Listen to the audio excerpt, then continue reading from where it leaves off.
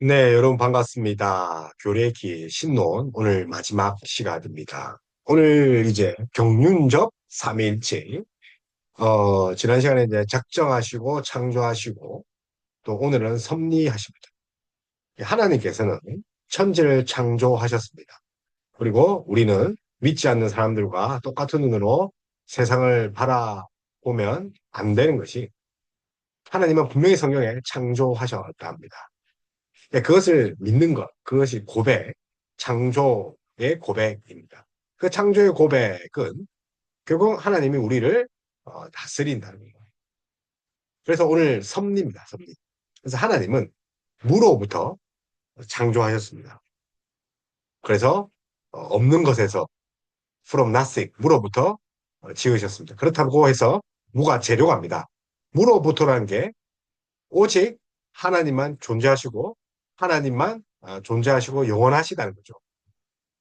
그래서 무가 재료가 아니라는 건 무로부터가 아닙니다. 무로부터가 재료가 아닙니다. 하나님이 존재시고 하나님만 있으시고 하나님만 모든 계획과 재료와 원인이 있는 제1 원인이 창조주 하나님. 그래서 무로부터라는 것은 하나님이 창조하셨다.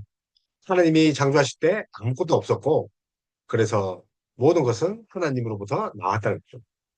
그래서 데미우르게 그 이데아 사상 데미우르게가 우르게가 어, 그 이데아 사상 그 계획부터 그 사상과 생각부터 하나님이 만들어졌다고 합니다. 그런데 그렇게 것이 아니라 무로부터라는 것은 도구와 모든 것이 하나님부터 모든 것이 없는 데에서 어, 지으셨다는 거죠.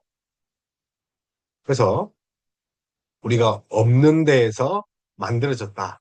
그래서 무로부터다. 그래서 유출설이 아닙니다. 하나님으로부터 나온 것이 아닙니다. 유출설. 그래서 무로부터 지었다는 것이 뭐 유출설, 하나님으로부터 나왔다. 뭐 이데아도 뭐 진료도 원인도 도구도 하나님부터 나왔다는 것이 아니죠. 유출설로 나왔다는 것은 우리 인간이 하나님 형상으로 만들어졌기 때문에 우리 인간도 신성을 가지고 있다. 근데 우리는 신성이 없습니다. 예. 신성은 오직 하나님께 있는 거죠. 그래서 우리가 신비롭고 신비주의고 하나님의 형상이니까 능력도 하나님의 형상으로 지어졌기에 있다. 그런 유출설이 아니죠. 그래서 이런 것들은 대표적으로 삼위일체 그 논쟁 중에 종속설. 그러니까 이제 하나님이 최우선적이라죠. 그런데 하나님께 종속된 것이 성부와 성자. 사실은 이제 독자적인 삼위일체설이지 않습니까? 삼위일체론. 그분들이 독자, 그러니까 아우토우시아때 이 종속되었다는 것은 종속설은 그 성자와 성령이 결국은 하나님께로부터 나왔다는 거죠. 유추설도 마찬가지입니다. 그래서 삼위 하나님을 말할 때 잘못된 개념이 이 종속절, 이것도 유추설과 비슷하죠. 우리 인간도 무로부터 나왔다고 하니까 하나님으로부터 나왔기 때문에 인간이 신성하다. 그렇게 보면 안 되는 거죠. 그래서 유추설은 아닙니다. 무로부터 창조하셨죠. 모든 피조물은 하나님의 일부라는 그런 유추설은 아닙니다. 그러니까 이것이 무엇이 됩니까? 나중에는 범신론이죠.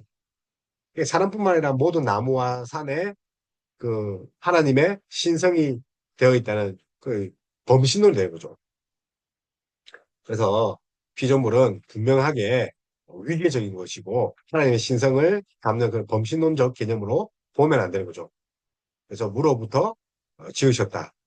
그래서 자신의 일부로 지은 것이 아니라 우리를 이제 매개체. 그래서 어떤 학자들은 무애로, 그러니까 무로부터라니까 무를 마치 유출설로 보기 때문에 무애로부터, 물론 이제 말의 차이는 있지만 무애로부터, 다시 말하면 아무 것도 없는 데에서 이제 나왔다는 거죠. 그래서 뭐 도덕경 보면 도가 무에서부터 나왔다. 무가 마치 존재하는 것처럼 이야기를 합니다. 무에서부터 나왔다. 도덕경에 보면 그게 아니라는 거죠. 그런 철학적 사조, 또 사변이 아닙니다. 그래서 더러운 자연 보호를 말하더라도, 이제 자연 보호를 이렇게 말하더라도 그 목적은 사람의 생존과 더 쾌적한 삶을 살 수 있다. 무로라고 하지만 그런 인간적인 접근보다는 무로부터, 무에로부터 하나님이 만드셨기 때문에 우리가 잘 관리한다. 사람에게 유익해서 관리하는 것도 있지만 결국은 하나님이 지으셨기 때문에 우리는 그런 걸 관리하고 통치하고 대리적인 대리통치자의 사명을 있습니다. 그래서 뭐 생존과 쾌적 때문에 자연을 보호한다. 뭐 인본주의적 생각입니다. 그래서 우리가 신론을 공부할 때 인본주의적 접근으로 하나님을 접근하면 돼요. 그래서 마치 뭐 팔이 있다, 손이 있다, 뭐 인본주의인데 하나님이 맞추어서 우리에게 주셨습니다. 그래서 우리는 겸손하게 그것을 받아들여야 됩니다. 그래서 인본주의죠. 예를 들어서 하나님 아버지는 왜 남성성을 띱니까? 근데 그 아버지란 뜻이 남성성이 아닙니다. 구약의 이 아버지란 그런 표현들이 더러 나오지 않습니까? 예를 들어 이사야 때 그 아버지란 표현은 남편, 왕입니다. 주제십, 처바우트, 주제. 그래서 이 주제신 그 하나님의 그런 속성을 나타내기 위해서 우리 인간계에서 가장 하나님다운 것들이 뭐냐 하니까 아버지라는 개념이죠. 그래서 아버지는 여성성, 남성성 그런 개념이 아닙니다. 그래서 뭐 성인지, 뭐 성인지, 뭐 그런 능력을 가져서 하나님을 아버지로 하면 안 되고 뭐 그런 식으로 인본주의죠. 성감수성, 성인지감수성, 뭐 이런 식으로 하나님을 왜 아버지일까? 어머니 하면 안 됩니까? 그래서 하나님 아버지라고 하면 무엇입니까? 그게 모성애와 부성애가 다 들어가 있죠. 그래서 우리가 인간적으로 본다면 하나님의 아버지인데, 근데 하나님의 말씀은 정확무오하고 하나님의 그 자체입니다. 하나님 계십니다. 하나님이 아버지라고 하셨다는 거죠. 그래서 여러분, 하나님이 아버지를 하셨기 때문에 아버지로 받아들여야 되는 거죠. 근데 그 아버지가 육신의 아버지, 뭐, 또, 유전자적인 XX 염색체를 가진 그런 아버지가 아니라는 거죠. 그래서 인본주의적 접근은 이제 좋지 않다. 마찬가지로 이제 천지를 창조하신 하나님, 유출설, 좋지 않다. 우애로부터. 뭐가 뭐 진료냐, 뭐 재료냐, 뭐 그렇게 따질 것이 아니라는 거죠. 그래서 모든 세상의 소유는 하나님 것, 창조주 하나님의 소유입니다. 그래서 창조자가 의도와 뜻을 가지고 계시지 않겠습니까? 그 뜻은 뭡니까? 유도키아, 기뻐하시는 거죠. 뜻, 텔레마. 그리고 그의 뜻과 또 의지와 그의 기쁨, 그죠? 그래서 우리가 이제 그 다른 표현으로 뷰레, 히브리어로 불레라고 하지 않습니까? 그분의 의지. 그래서 하나님이 섭리하시고 이끄시는 그 천지의 주 하나님 오늘 함께 나눠보도록 하는데 오늘 신로 마지막이 섭리입니다. 존재적 삼위일체에서는 성부, 성자, 성령으로 계시지만 그분이 한 분이다. 경륜적 삼위일체에서는 지금 이제 작정과 창조 오늘 마지막 그 섭리입니다. 그래서 섭리는 경륜적 일하시고 사역하시고 그렇습니다. 그래서 하나님은 무로부터 세상을 지으시고 섭리하십니다. 그래서 피조물은 모든 것이 하나님이 창조하셨습니다. 그렇기 때문에 비록 하나님으로부터 나왔다고 볼 수 있지만 신성이 없습니다. 그러니 누가 섭리하고 있어야 됩니까? 하나님이죠. 그래서 우리가 피조물이기에 성립되는 그런 개념이 섭리입니다. 하나님은 그대로 계시고 정동, 움직인 듯 하면서 움직이지 않는 정동하시면서 만드신 것이 바로 성육신 사건입니다. 성육신. 정동하시면서 나오신 분이 이제 참 하나님이시고 참 인간이시고 신성과 인성을 각각 가지고 계신 사건이 바로 그 성육신. 이 성육신이 그대로 정동 하나님으로 계시면서 우리에게 오셨다는 겁니다. 예, 어떻게 보면 이런 것도 하나님의 창조를 묵볼 수 있는 그 장면이죠. 그래서 우리는 유추설이 아니고 또 우리가 이제 어떤 것을 이제 보더라도 인본주의적인 것이 아닌 거죠. 그래서 창조론을 이제 믿고 창조를 믿으면 이제 섭리죠. 섭리. providence. 영어로 providence.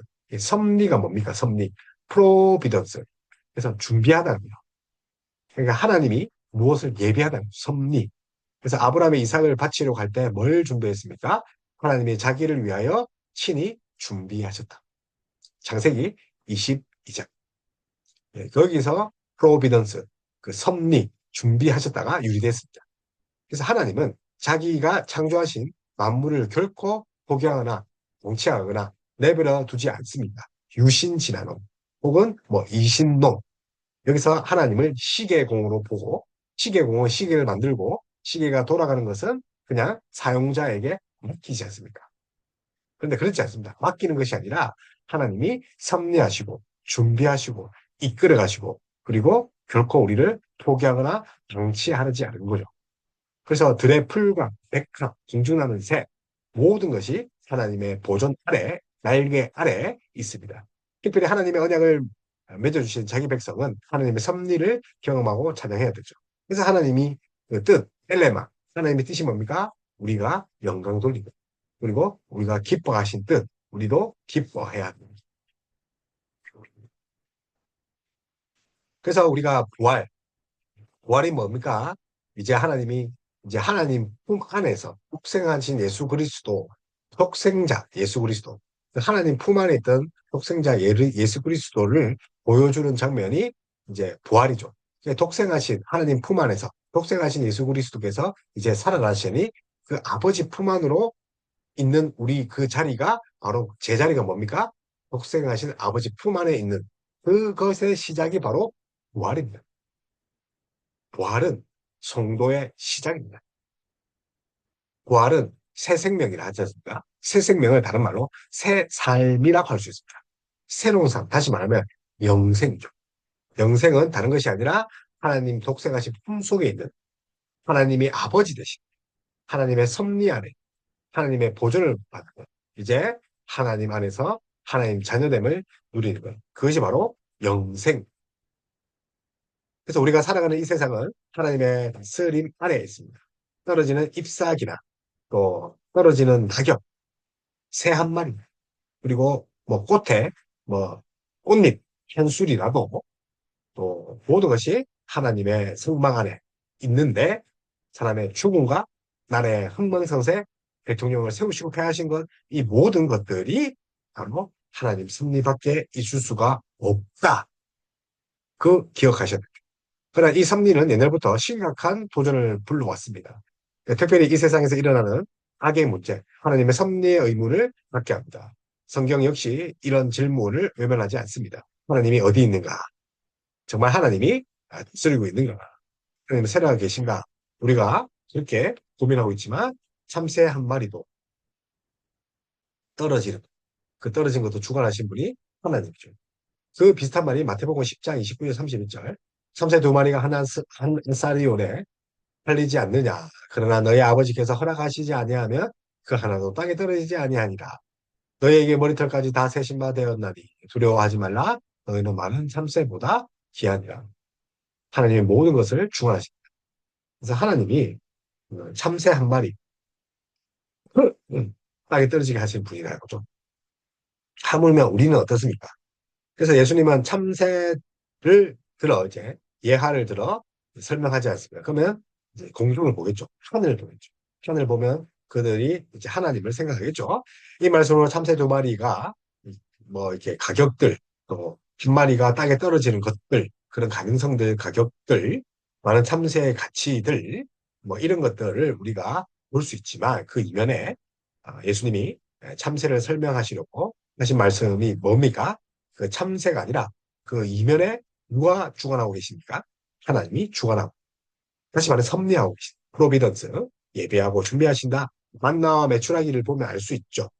그래서 예수님은 제자들을 보내시면서 세상에서 만날 어려움과 두려움과 뭐 이런 것들 건세들을 두려워하지 말라라고 하십니다. 그래서 모든 일이 아버지 하나님의 건세 아래 있다는 것을 참새를 들어 이야기하셨습니다. 그래서 유대의 관습으로 참새는 작고 천하고 미물, 생물이죠. 그래서 아싸리오 그 가치 없는 그 동전 하나로 팔리는데 그 가치 없고 무명이고 미명이고 미물이고 너희가 무시하고 아무것도 아닌 그런 벌레와 같은 그런 존재도 하나님이 섭리하고 계시고 참새가 팔리거나 죽는 일까지 하나님이 허락하지 않으면 단 한 번도 일어나지 않는다. 그런데 하물며 너냐? 권세와 세상의 핍박과 세상의 그런 다원주의와 세상의 그런 이신론과 세상의 그런 하나님을 대적하는 것들에 두려워하지 마라. 그래서 예수님의 보냄을 받아 사명을 수행하는 제자들과 그 제자들의 생명과 또 길에 하나님께서 이렇게 설교로 또 말씀으로 위로하십니다. 그래서 제자들은 많은 참새보다 훨씬 더 귀하지 않습니까? 하나님은 인간을 귀하게 창조했는데 특별히 하나님의 일을 하는 그런 제자들이죠. 여러분 하나님 일에 있어서 여러분 두려워하거나 또 힘들어하거나 겁먹지 마시기 바랍니다. 하나님이 그 사역 가운데 함께 하시고 하나님이 여러분들을 지키십니다. 작은 생물 하나에서부터 복음을 전하는 위대한 사명의 일까지 모든 것이 아버지 주권 아래 없는 주권 아래 있지 않는 것이 없습니다. 아버지 주권과 말씀 아래 있지 않는 것은 단 하나도 없습니다. 사소한 일도 위대한 일도 기쁜 일도 슬픈 일도 모두 하나님의 정중에 있다는 거 기억하셔야 됩니다. 그래서 세상을 보존하시는 하나님, 하나님은 한순간도 세상을 버려주지 않는다. 앞에 이야기한 것처럼 하나님은 우리를 지으시고 내버려 둔 것이 아닙니다. 우리를 끝까지 보호하십니다. 입히시고 먹이시고. 그래서 윌리엄 페일리는 유명한 그 시계 유추 논중으로 하나님을 변호하려고 했던 사람입니다. 윌리엄 페일리. 이 페일리가 정교하게 움직이는 시계와 목적에 딱 맞게 배열된 구성품을 보면서 어떻게 시계공의 존재를 부정할 수 있느냐. 여기까지는 맞는 것을 보냅니다. 그 시계의 그 정교한 부품, 구성품은 인간이 만들어서 집어넣은 것으로 밖에 없는 거죠.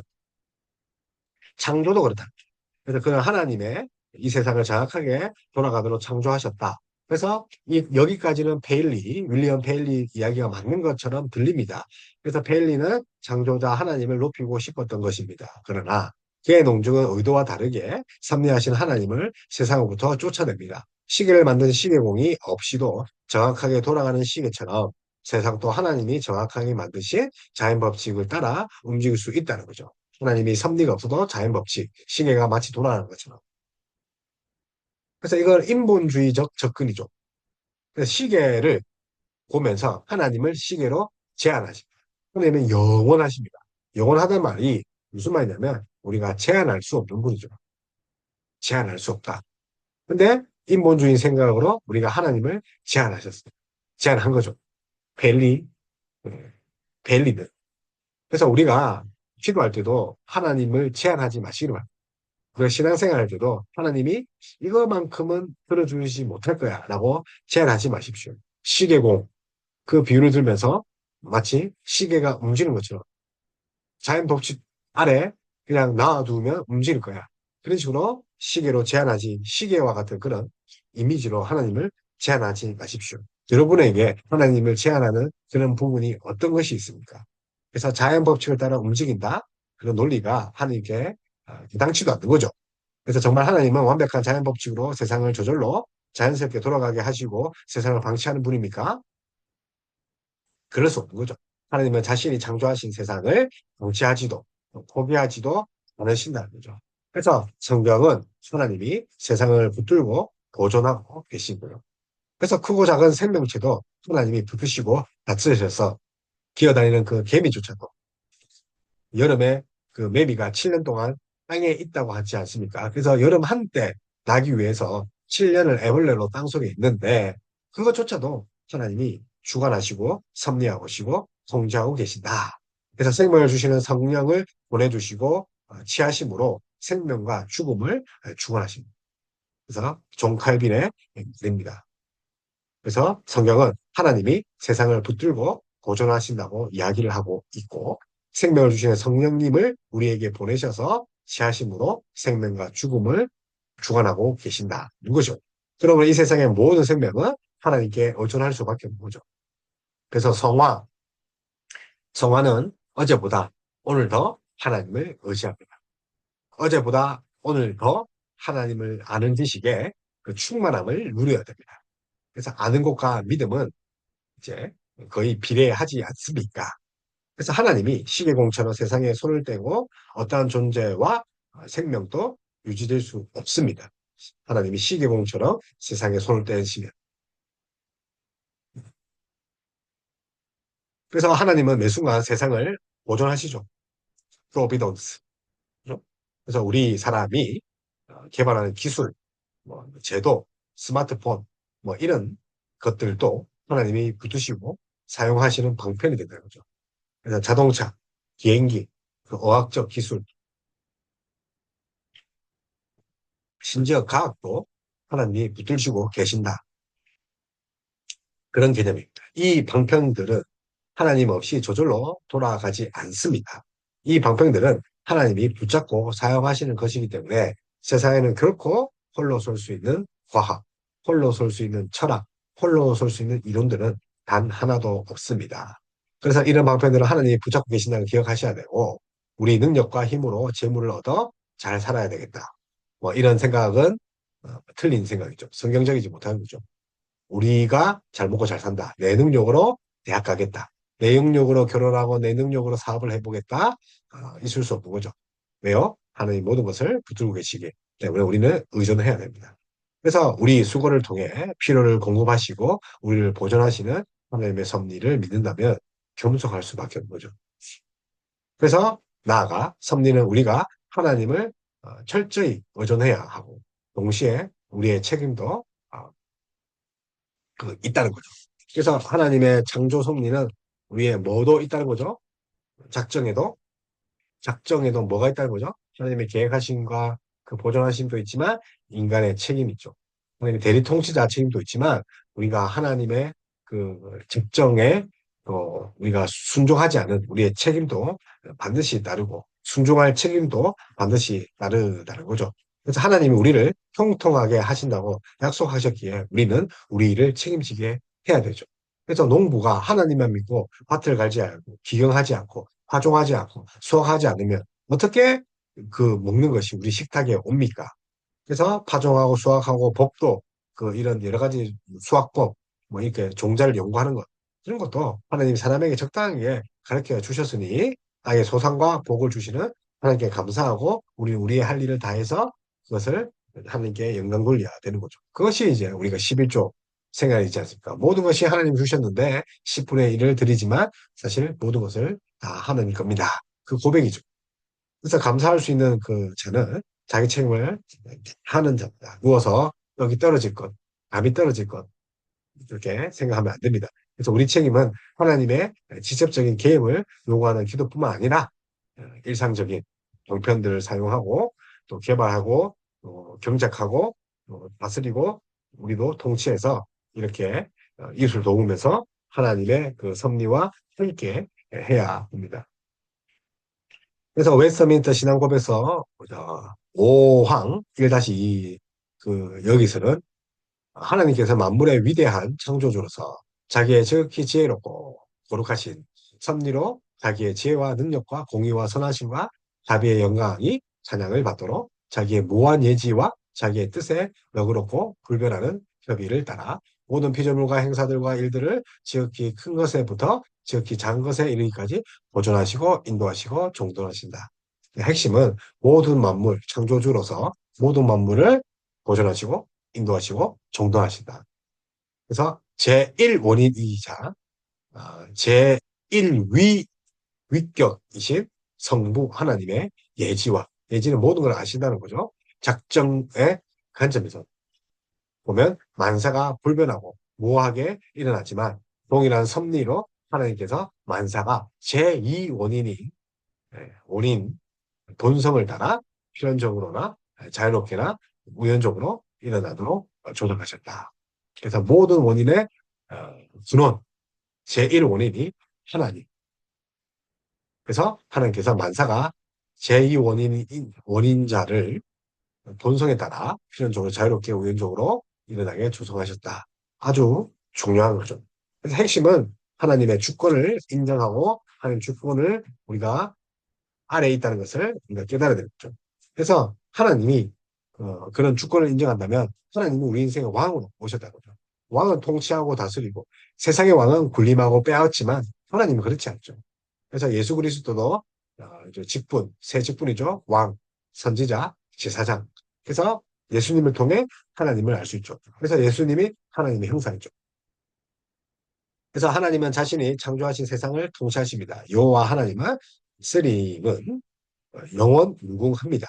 그분의 나라는 영원하고 그의 통치는 대대 이들입니다. 그러므로 그분은 영원한 왕이십니다. 하나님의 왕권은 창조, 구속, 그런 사역과 더불어 지속적으로 우리를 인도할 뿐만 아니라 심판과 정의와 공의와 판단으로 재판으로 우리를 쓰립니다. 그래서 하나님의 이스라엘뿐만 아니라 온 땅의 왕이시며 열방을 치하십니다. 나아가 그 정권으로 그 하나님의 그 정권, 하나님의 권능, 권력으로 만유도 통치하십니다. 어도메티, 권위로, 권력.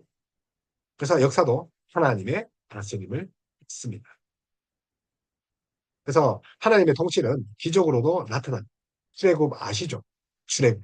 그래서 홍해가 갈라지고 또 가나안 땅 입성할 때 요단강 또 하나님이 되게 하시고 그래서 출애굽은 큰 이제 구속이며 기적을 인정하지 않는 세상과 달리 믿음의 눈으로 이런 기적을 항상 보고 체험하는 것. 그래서 중요합니다. 그래서 때로 하나님의 손이 보이지 않을 때라도 우리는 역사가 하나님의 손에 있음을 믿어야 이 역사는 하나님 나라와 악의 나라 대결장이며 역사를 사는 누구라도 이에 따른 책임에 벗어날 수 없는. 그래서 많은 사람이 세상을 통치하시는 하나님을 또 어디 계시냐? 하나님의 손을 보지 못하고 하나님의 도움을 보지 못할 때 때로 믿음의 연단을 받는 그 지금 이때에 하나님의 손길을 알지 못한 그때에 하나님을 의심하지만 하나님은 우리의 의심과 우리의 감정과 우리의 두려움과 상관없이 늘 영원 무궁하신 분입니다. 그러니 우리가 하나님의 통치, 예수 그리스도 통해서 이루어지고 있다는 것을 굳게 믿는 거죠. 그래서 예수 그리스도를 통해 통치가 이루어졌기 때문에 기도도 예수 그리스도의 이름을 힘입어 대리통치자, 그죠? 중보자, 메디에이터. 그래서 우리의 중보자 되시죠. 그래서 하나님의 통치는 지금 예수 그리스도를 통해 이루어지고 있다는 거죠. 부활하신 주님. 그래서 이 부활하시면서 부활하신 것이 살아나는 거죠. 하나님 독생하신 품에서 살아나셨다 하지 않습니까? 요한복음에서. 그래서 우리의 그 삶의 시작은 뭡니까? 독생하신 하나님 품 안의 시작. 그것이 바로 부활입니다. 부활은 성도의 삶의 시작입니다. 독생하신 하나님의 품 안에서 사는 것. 그것이 하나의 자녀네. 그래서 영생인데 부활하신 주님은 하늘과 땅의 모든 것을 가지셨습니다.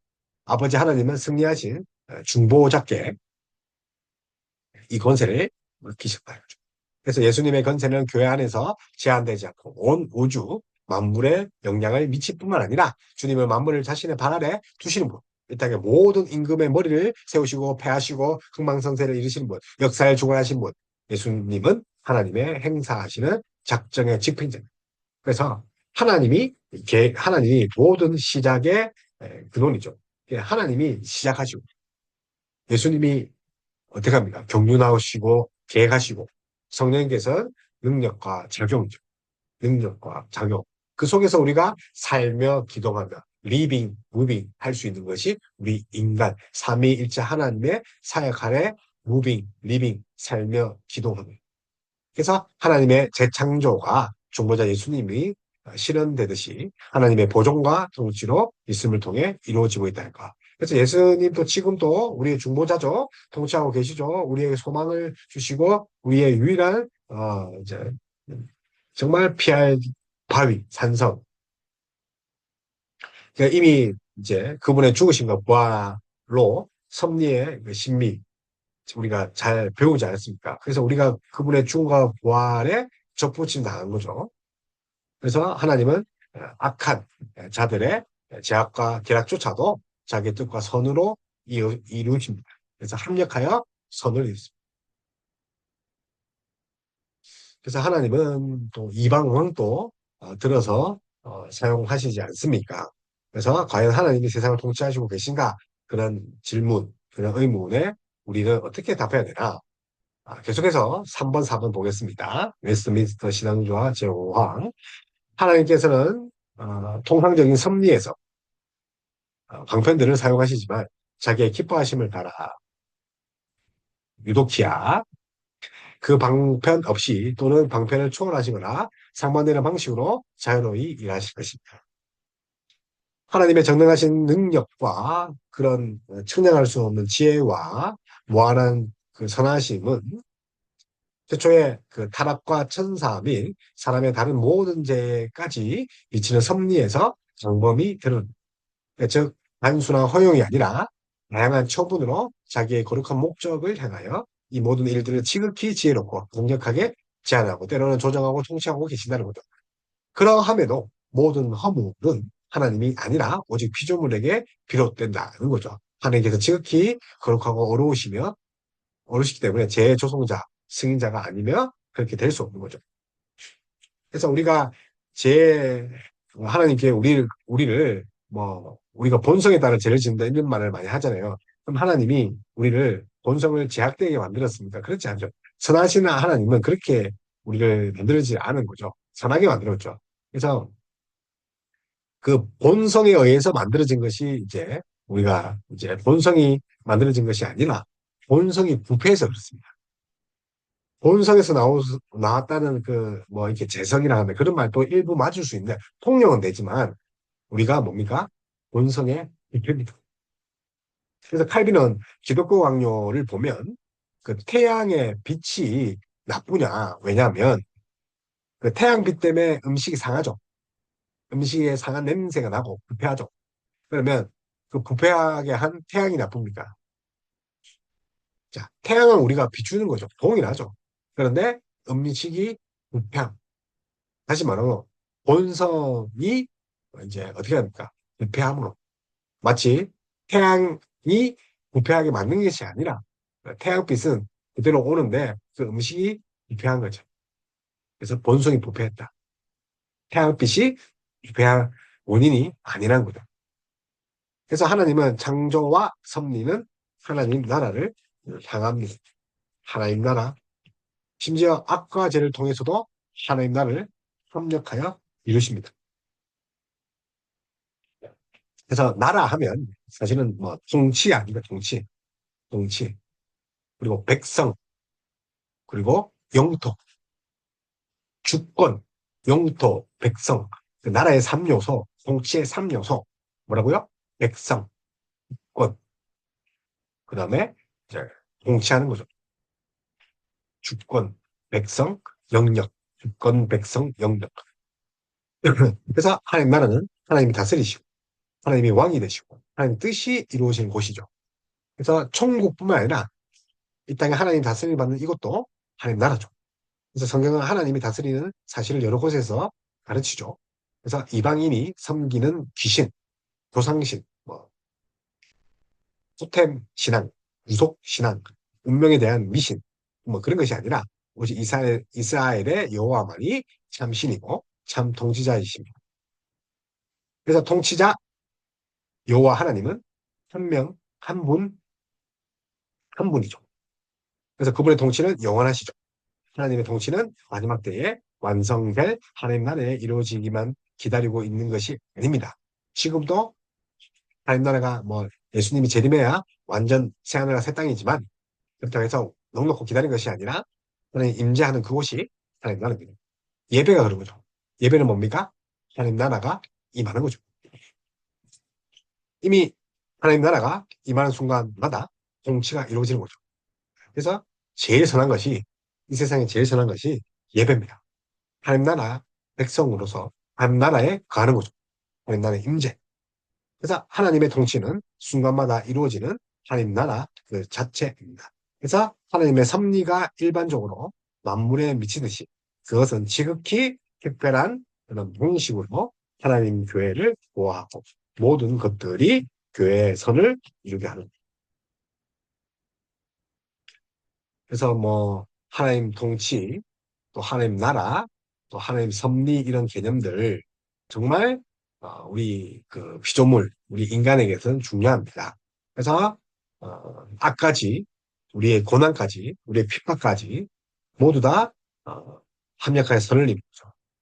그래서 하나님은 사람을 지으심으로 창조 사역을 마치시고 섭리 사역을 시작하시죠. 그 사람과 언약을 맺으시고 자기가 지으신 만물의 통치를 위임하십니다. 그런데 이 언약에 따라 사람은 하나님의 대리 통치자면서도 또 어떻게 됩니까? 죄를 보면서 본성의 부패로 하나님의 재조성자 아닙니다. 본성의 부패함으로 태양이 나쁜 것이 아닙니다. 태양빛이 나쁜 것이 아닙니다. 음식이 부패해서 그런 거죠. 우리가 대리 통치자로 이렇게 조셨지만 본성의 부패함으로 우리가 하나님께 반역자가 되는 거죠. 그러니까 반역자가 될 가능성도 있고 제 가능성도 또 하나님 동시에 경고합니다. 선악과 금지 명령이 그런 거죠. 그러니까 실제로 사람은 언약을 깨고 죄를 범함으로 하나님의 대리 통치자, 대리자라는 인간의 본질을 잃어버립니다. 하나님의 명령을, 언약을 깨뜨립니다. 스스로 반역자가 돼요. 회복할 수 없는 그런 지경에 갑니다. 원죄죠. 하나님의 대리자가 하나님의 뜻을 거스린 반역자가 된 마당에 하나님의 섭리를 어떻게 신뢰할 수 있습니까? 그래서 제 눈으로 우리의 하나님을 볼 수 없는 거죠. 인본주의죠. 그래서 우리는 제 가운데에도 언약의 주인이 되시는 하나님을 믿을 때 하나님의 섭리를 신뢰할 수 있고 하나님의 섭리를 믿는다는 것은 피조물의 모든 행위와 제 가운데서도 창조주로 군림하시며 통치하는 하나님을 믿는 것입니다. 비록 내가 힘들어도 정말 도무지 받아들일 수 없는 그런 고난이 와도 피조물 모든 행위와 모든 제 가운데 창조주로 군림하시는 통치하시는 그 하나님을 바라보고 믿는 것. 그것이 신앙입니다. 그래서 하나님의 언약을 깨고 회복할 능력도 없지만 사람이 그런 언약을 깨고 회복할 능력도 없지만 금방지게 언약을 깼지만 하나님은 그 사람 아담을 해보시고 우리를 해보시고 유일하신 언약의 당사자이신 그 하나님께서 그 언약을 지키기 위해 예수 그리스도를 보내셨습니다. 하나님은 언약한 대리자, 그의 구원을 겨냥하면서 다른 편으로 위협받던 하나님 나라를 실현하십니다. 바로 부당한 악의 지배를 중복하고 격퇴시킨 예수 그리스도의 사역으로 사람을 회복시키고 하나님 나라를 임하게 하십니다. 그러니 예배가 가장 선한 거죠. 그래서 모든 것이 한명하게 선을 이루는 거죠. 그래서 모든 것에서 하나님 뜻을 거스리는 제약도 포함될 뿐이란 거, 내가 받아들일 수 없는 것도 포함되어 있다는 것, 너무 인간적 측면에서 보지 말라는 것, 인본주의가 어떻습니까? 하나님 내 편입니까? 하나님 내 편이에요? 아, 진짜 내 편이에요. 이렇게 보면 안 된다는 거죠. 내가 하나님 편인가를 생각하셔야 됩니다. 내가 하나님 편인가? 내가 하나님 백성인가? 내가 하나님 자녀인가? 하나님의 아버지 맞아요? 그게 아니라 하나님이 진짜 내 아버지예요가 아니라 내가 하나님 자녀인가를 먼저 살펴봐야 됩니다. 그래서 죄와 악의 세력 가운데 하나님의 승리를 우리가 볼 수 있는 거죠. 그래서 하나님의 악과 죄를 통해서 하나님 나라를 이루어 가신다는 거. 자신을 죽이려던 형들을 향한 요셉의 고백이죠. 고백. 죄와 악의 세력 가운데 하나님은 승리하십니다. 이것이 하나님 나라입니다. 그래서 나아가 예수님의 십자가는 섭리의 신비를 보여준 하나님의 형상의 절정, 계시의 절정, 섭리의 절정, 예수 그리스도의 십자가, 섭리, 신비라는 거. 그래서 결코 악은 선을 이길 수 없습니다. 거짓은 진실을 이길 수 없다는 그런 말이 악이 절대로 선을 이길 수 없다. 그 말과 동일합니다. 그래서 하나님의 섭리 일반적으로 만물에 미치듯이 그것이 특별한 방식으로, 지극히 특별한 방식으로 하나님의 교회를 보호하시고 모든 것이 교회선을 이루게 하십니다. 교회를 지킵니다. 그래서 한순간 또 세상을 버려두시지 않는 하나님. 세상이 절로 돌아가는 거 아닙니다. 세상을 버려둔 건 아닙니다. 지금 창조하시고 또 우리를 다스리고 그 계신 분이 동일하게 하나님, 우리를 보존하신다. 프로비던스. 그리고 매 순간 보존하고 계시죠. 심지어 과학, 스마트폰, 우리의 교육, 철학, 이 모든 것들이 하나님 없이는 만들어지지 없는 거죠. 개발한 기술, 제도조차도 전부 다 하나님께서 보존하시죠. 하나님 없이는 이루어지는 게 없죠. 그러니까 모든 일이 하나님의 섭리로 이루어지게 되는 거죠. 그래서 능력과 힘으로 살아간다고 자랑할 수가 있습니까? 나의 힘으로 대학 간다? 아니죠. 나의 힘으로 사업하고 결혼한다? 아니죠. 나의 힘으로 건강한다? 아니죠. 하나님을 의존하는 그것이 성화죠. 어제보다 오늘 더 하나님을 의존한다. 그럼에도 불구하고 우리의 인간의 책임을 다 해야 된다, 안 한다? 다 해야 된다. 하나님이 다 하시니 나 이제 밭을 안 갈게요. 씨를 뿌리지 않고 수확도 안 할 거예요. 모내기도 안 할게요. 그러면 안 된다는 거죠. 인간의 맡기신 책임이 있다는 거죠. 그래서 하나님은 왕으로 세상을 통치하시고 하나님의 통치는 예수님을 통해 지금 이루어지고 중보자. 그래서 하나님의 통치는 영원하죠. 그래서 영원하신 왕이에요. 하나님은 영원한 현재, 과거도 없고 미래도 없고, 알파, 오메가, 그림자도 없고. 다시 말하면 영원하신 분이 시간을 창조하셨는데 그 시간 너머에 계신 그 하나님이 영원하게 통치하고 영원무궁하게 우리를 다스리기에 우리는 안전하다. 그래서 역사를 주관하시죠. 왕을 세우고 급해하고 나라의 흥망생세 모두 전부 다 하나님. 근데 그 통치가 부활하신 예수님께 하늘과 땅의 모든 것을 주셨죠. 부활하신 예수님. 예수님의 통치는 교회 안에서 제한되지 않고 온 우주적이죠. 시계공처럼 시계 안으로 시계로 제한하지 마라. 인본주의를 생각하지 마라. 지금도 우리를 중보하시고 우리를 위해 하나님이 일하시고 계시는 그 예수 그리스도 통해서 하나님이 일하고 계시죠. 그래서 창조와 섭리는 하나님 나라. 하나님 나라는 예수 그리스도죠. 궁극적으로 예수 그리스도. 하나님 나라.